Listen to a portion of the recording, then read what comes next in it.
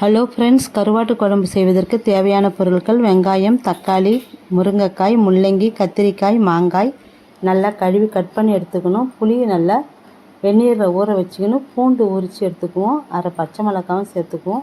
கருவாட்டை நல்லா வெந்நீரில் கழுவி எடுத்து வச்சுடுவோம். ஒரு சட்டியில் எண்ணெய் சேர்த்து நல்லா கலக்கி விட்டு, சில பேர் வாழைக்காய் போடுவாங்க, சில பேர் கொத்தவரங்காய் போடுவாங்க. அது ஒரு டேஸ்ட்டு.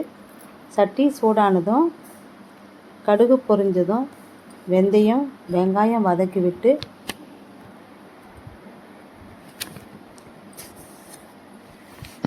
ஒரு பச்சை மிளகாய் சேர்த்து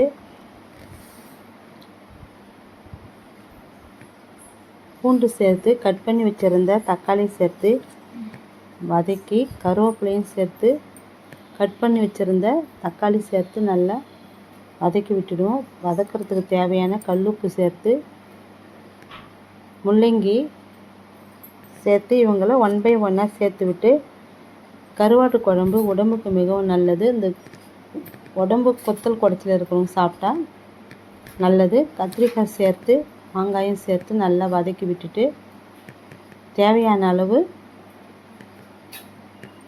குழம்பு மிளகாய்த்தூள் சேர்த்து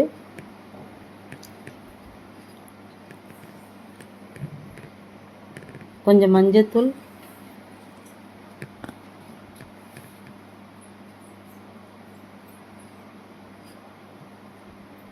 கல் உப்பு சேர்த்து நல்லா வதக்கி விட்டுடுவோம்.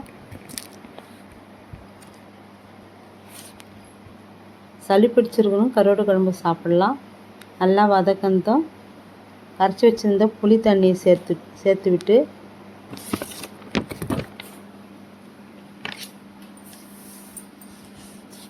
மேலும் குழம்பு மிளகாய்த்தூள் சேர்த்து, கருவாட்டு குழம்பு காரசாரமாக இருந்தால் டேஸ்ட்டாக இருக்கும். 2 கொதி வந்துவிடும்.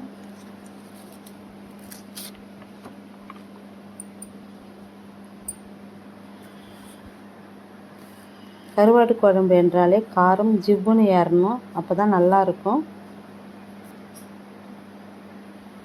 கொதி வந்ததும் கருவாட்டை சேர்த்து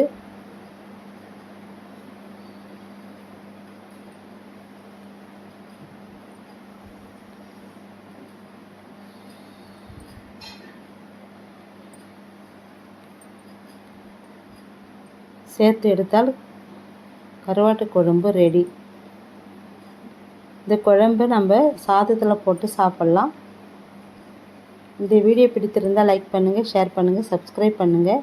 நன்றி, வணக்கம்.